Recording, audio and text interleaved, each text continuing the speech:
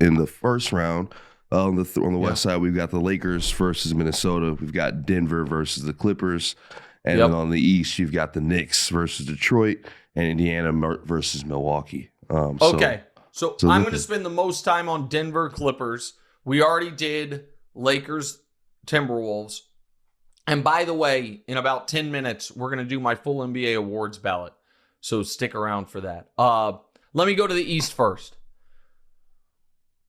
I just want Milwaukee to win. I don't. Indiana should win. They should. And Indiana has been the more consistent team. Indiana's been honestly the more impressive team. Indiana right now is the healthier team. But do you realize, Demonze, that Giannis has not won a playoff game, has not been on the court for a playoff win since that unbelievable 40-11 to go up 3-2 on the Celtics in 2022. Yeah. The next game, Giannis was just as good, 44-20, but that was Tatum's best game of his career up to that point. Then they lost game 7. Then the next year, he got hurt during the playoffs and missed games. And then last year was out. He has not won a playoff game since that game when it looked like they were going to defend their title. Not a game. Forget a series, a game. He is having another unbelievable year. I would like to see him, if he could just throw the team on his back and get them back to round 2 and then throw a scare into Cleveland. So but if he loses, he'll leave. Go ahead. What'd you say? If he loses, he'll leave, though. I don't know that he'll leave. I don't know that he'll leave this summer. Maybe. I mean, maybe. I don't know. So Indiana is the smart pick, but I'm going with my heart and just saying I want Giannis to do it, and I'd go with Milwaukee there. Knicks, Detroit, I disagree with the DraftKings odds on this. So they have the Knicks as huge favorites. Oh, that's funny. Sorry, I just got an email that was not meant for me. What happened? It doesn't matter. So they are. Look, I was looking down at my phone because I wanted to pull up the exact line. That is really sorry. The exact line. I think the Knicks are minus 400 in the series. Let me make sure that is correct. But series markets on DraftKings, Knicks are minus 400. Detroit's plus 310. I think that's too. At that price, I think Detroit is a better bet. But I think the Knicks are going to win. I just don't think that Detroit's a pushover the way that market would say it is. But I expect the Knicks to win. And then we have what should be an absolute all-out war in round 1, Denver against the Clippers. Now, it struck me as noteworthy, Demonze, that Jamal Murray's hamstring was just lingering. And Jamal Murray's hamstring was such a problem that Michael Malone all of a sudden was like, listen, we hope he's back for the playoffs. And then Michael Malone got fired, and Jamal Murray's hamstring was healthy enough to play a couple days later. That struck me as like people are surprised by the Malone firing and nobody. And again, I'm not making any allegations, but the sequence of events there to me is a noteworthy one. But with Jamal Murray back and with Joker playing like this and with the Nuggets seemingly, having, I guess, a bit of a cloud lifted maybe, they feel scary. The Clippers, on the other hand, look abjectly terrifying. Harden was the best player on the court for Clippers Warriors. He was unbelievable in overtime. He was 39-10, and Kawhi was sensational on both ends. Zubats has been great all year. All year. And Norman Powell was the guy everyone was playing their tiny violins for because LeBron stole his all-star spot. And they've got an excellent coach in Ty Lue. So this is the hardest series to pick. However, when you add to the fact that Denver has home court, Denver has the best player in the world, and the Clippers have playoff Harden, I'm going to go Denver in a 7-game classic.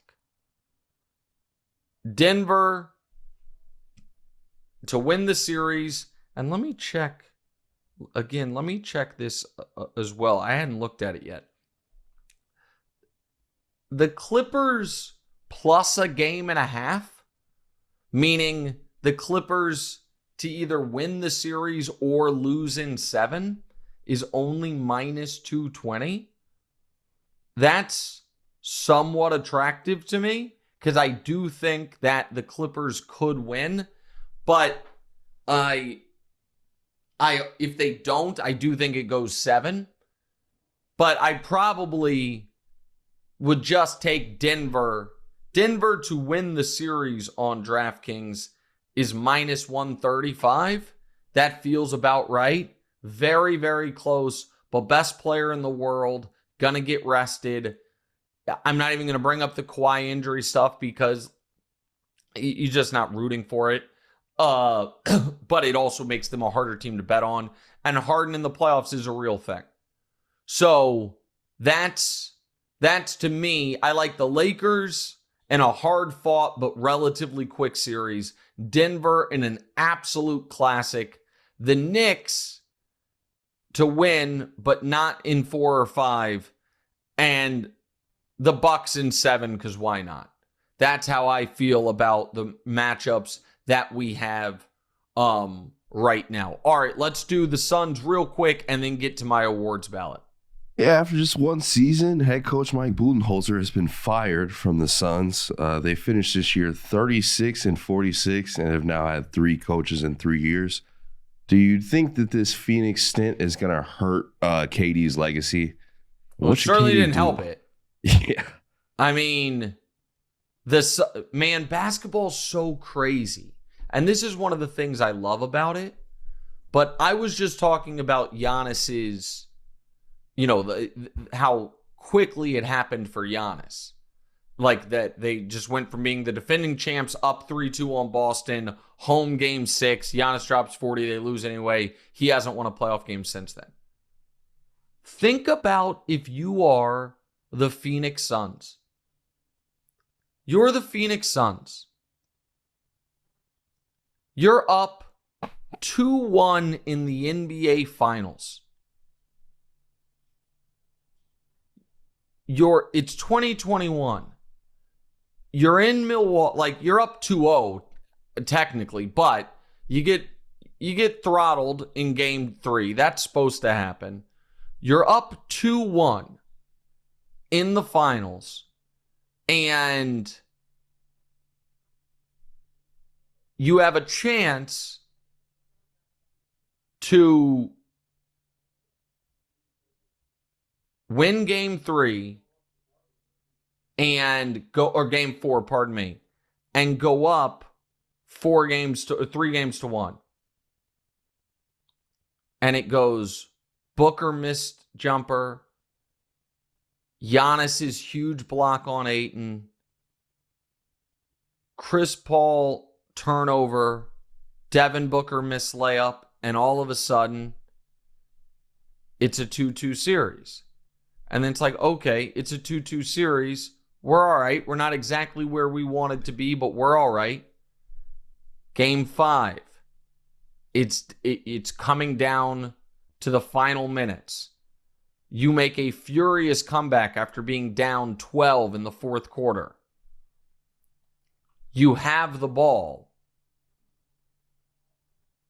Down 1, 20 seconds left.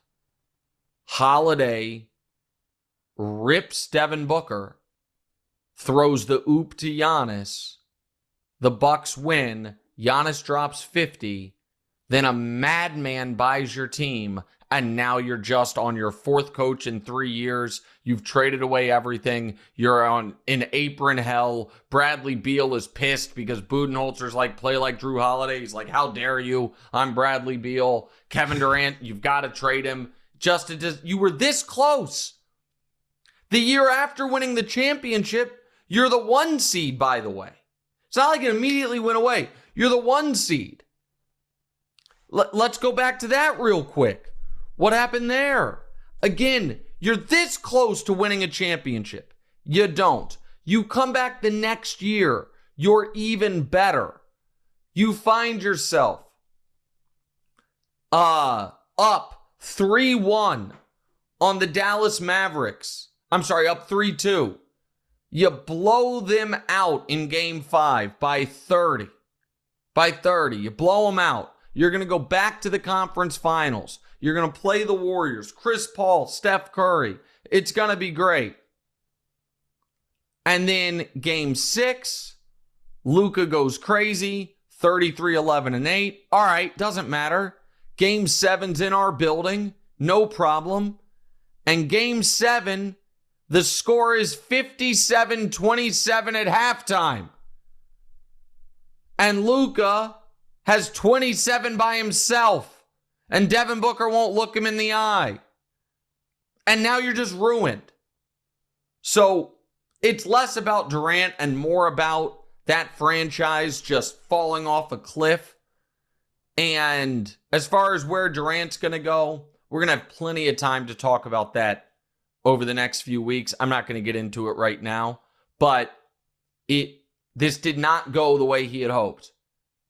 He forced his way to a team that had just been to a finals and the previous year had the best record in basketball, and the team won 1 playoff round ever. They lost in round 2. They lost in round 1. They missed the playoffs. Just brutal. Just absolutely brutal.